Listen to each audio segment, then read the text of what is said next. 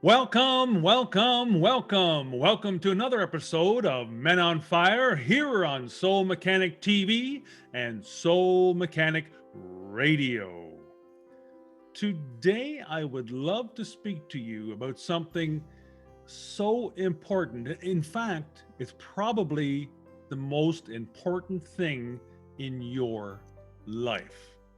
And I've entitled this episode of Who Am I? And I don't mean just me, I mean you asking yourself, who am I? And I believe that if we're actually honest with ourselves, that the most fascinating question we could ever ask or problem that we could ever ponder in the world is, who am I? And what do you mean? What do you feel when you say the word I? When you ponder that and say, who am I? Or you even feel that emotion, the isness within inside. Who are you at that moment? And we're going to examine that. And let's say you look into a mirror and you see yourself and you say, oh, that's me, that's who I am. But it was also you looking back at yourself when you were young, very young, teenage, 20s, 30s, 40s, 50s, on the edge of my 60s. And, I looked in the mirror and I go, I still feel the same inside, other than having lived life experiences. It gives me memories in order to help discover who I am. And that's what many of us get stuck on. We get stuck thinking that all we are is our memories and things that we've experienced through our lives, through our parents, teachers, coworkers, peers, friends, relatives. All that sort of thing comes together in a melting pot that makes us who we are. And of course, yes, in its essence, it is helping shape our personalities, but you are not your personality. That is exactly what we just talked about, an amalgamation of things come together to help create your personality that other people perceive as you. And then you get to thinking, well, that must be me. But I'm looking at something a little bit deeper. So, your mind then starts asking, if you say, who am I? Your mind says, well, who am I? Well, I'm, my name. And that is not who you are. That's just a label, which we'll see in a moment. But basically, we're not all alone in here, right? Many of us have this other voice in our head, whether you want to call it the ego or whatever name you want to give it. What we're saying, and you should say this or shouldn't say that, or you're sitting on the couch and you're trying to watch TV, and then this inner voice says, well, I'm hungry, when are we going to eat? Why don't we get a pizza? And you say, well, no, it's too far to drive to get a pizza, and it's too late for that.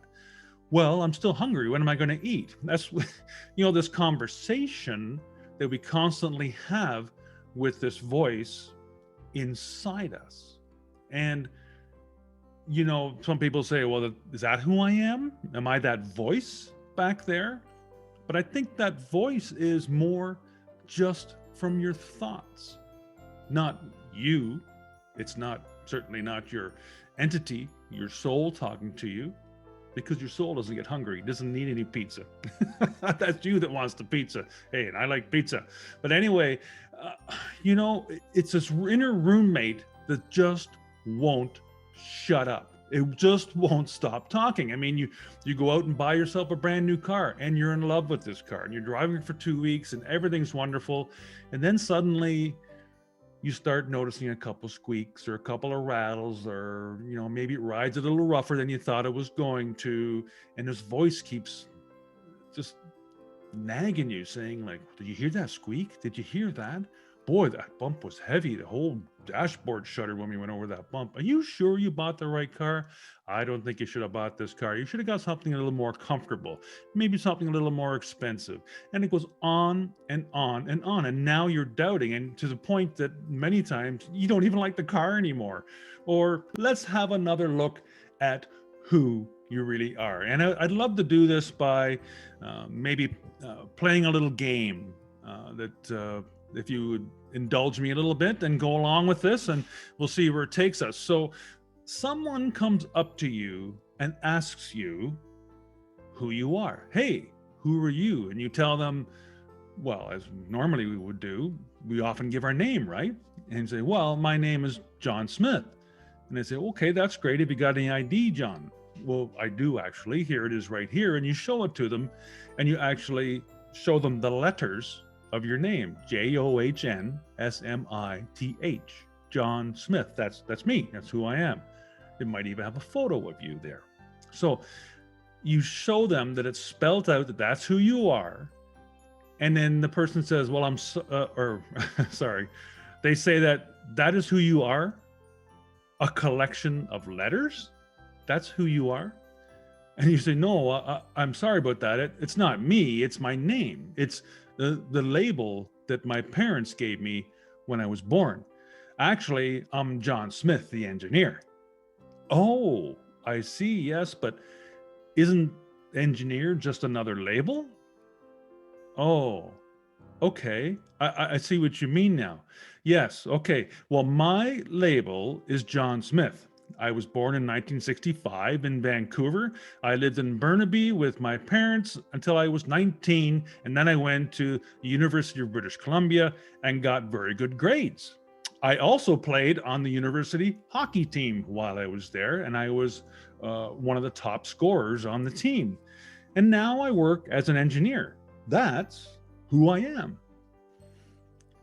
Oh, I see. Okay, well, that's great. But isn't that just a story of what took place in your life? I asked you who you are. So now you start to realize there may be a deeper meaning to this question, and you start thinking about it a little bit more, and you respond, okay, I am this body then that is occupying this space, and I'm 6 feet tall, weigh 95 pounds. And here I am. This is me. And then the person asserts, when you were 10 years old, living with your parents in Burnaby, you weren't 6 feet tall and 195 pounds, were you? Weren't you still in there then? You told me you were. So which is it? Isn't that the same you in both cases, now and when you were living with your parents? And now let's take a step back from that just a little bit. And when you were 10 years old, didn't you look into the mirror and see a 10-year-old body? Everybody did, right? They looked into the mirror and they saw their 10-year-old selves, right? So let's continue with that then. So the person asked, well, when you were 10 years old, didn't you always see yourself as 10 years old when you looked into the mirror? Or say, yes, of course I did. Wasn't that, or isn't that now the same you that sees an adult body now? And here's another question. When you go to sleep, do you dream? And who dreams? And what does it mean to dream? And then you say, well, dreaming is like a motion picture. It plays in my mind and I just watch it. Who watches it? Says the voice. You say, oh, I do. The same you that looks into the mirror? The same you listening to this podcast? So now you must ask, Who sees when we see? Who hears when we hear? Who watches the dreams?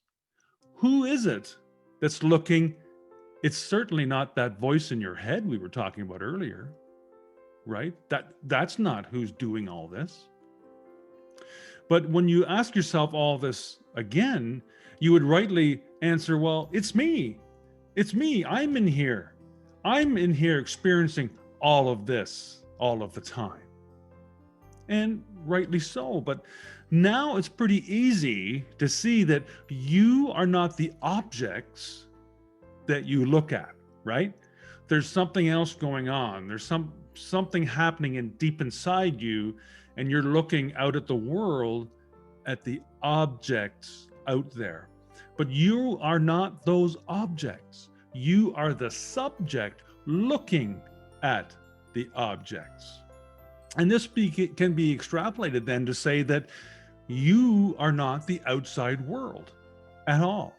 You are the one looking out at the world. And eventually you'll come to realize that the outside world, along with the flow of our emotion, just come and go. But you, the one that experiences all these things, remains consciously aware of whatever passes before you. So let's take another step and include our thoughts then into this rationale, shall we?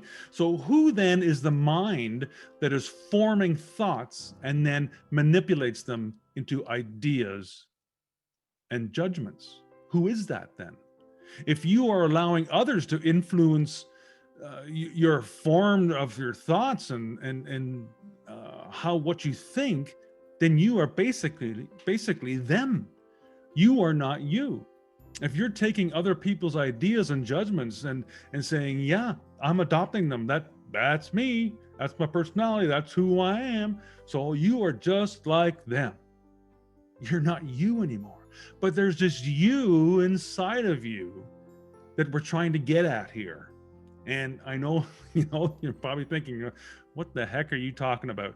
But there's something inside you, and we're gonna get to that. But we just went through that exercise of who you are. So you can't be those people, right? So why are you adopting all their opinions and beliefs? Why not have your own? And that's why I talked about reclaiming your life. And hate to tell you, but newsflash, you are not your thoughts. You are simply aware of your thoughts. So this starts to become a really serious question then. Who am I? Who is having all these physical, emotional, and mental experiences? Eventually, you will get to the point within yourself where you realize that you, the experiencer, has a certain quality. And this is what we're trying to discover. Get deep and deep and deep. Who is that? It's not our physical bodies. It's not just our emotions. It's not just our thoughts that's experiencing all this. There's something in behind. And it's not that voice in our head, which is our thoughts, right? So many times that's why people start to practice some kind of form of meditation, whatever that is, because they want to quieten those thoughts, quieten their mind, and get in touch with whatever is behind that. And that quality that we're looking at then is awareness, consciousness, an intuitive sense of existence, that we all have this as human beings. We have this intuitive sense that we exist. We're not 100% sure how we got here. We're not 100% sure where we're going. We're not 100% sure why we're here. We're all trying to discover this.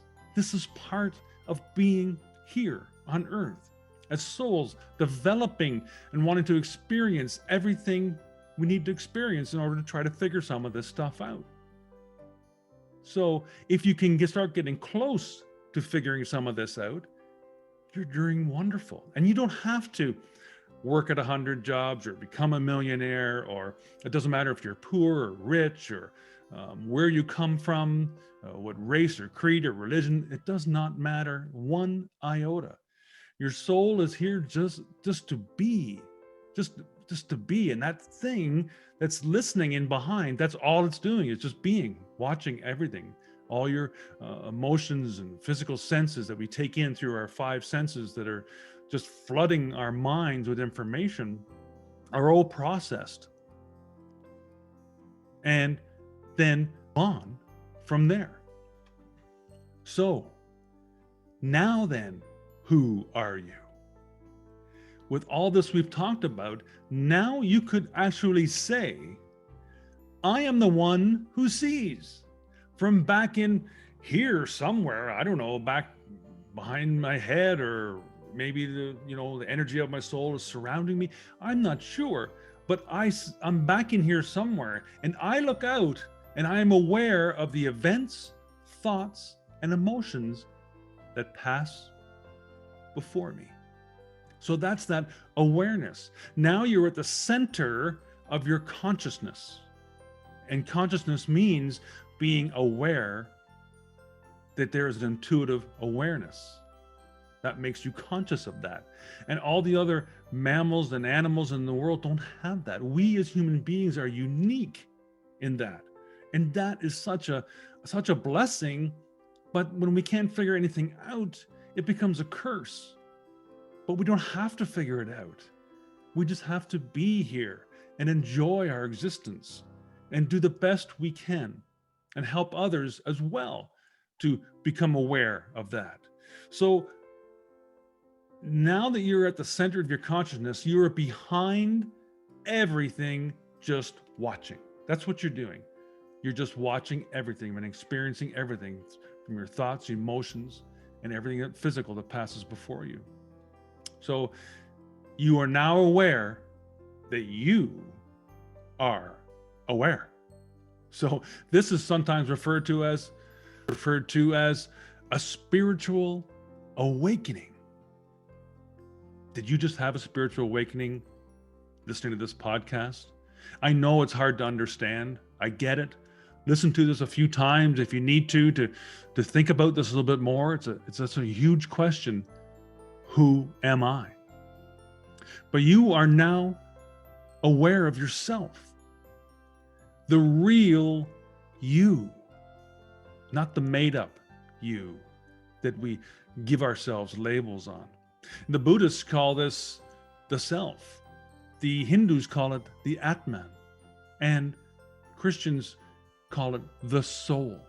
But again, those are just labels that we assign to that. Nothing in this universe actually is called anything. It's just things that labels and names we give it so we can recognize it the next time. And again, this is just a label, right? So now that you are aware of the real you, who you really are, who is in there, now the great mystery begins. This is just the start of it. So thank you so much for joining me today. I hope this served you. I hope you got something out of this. I hope I challenged your thought patterns and your curiosity into discovering who you really are. That's why I'm here. That's why I'm doing these podcasts, to help you discover who you really are. And once again, thank you so much for listening. Take care, and I hope to see you again very, very soon. Bye for now.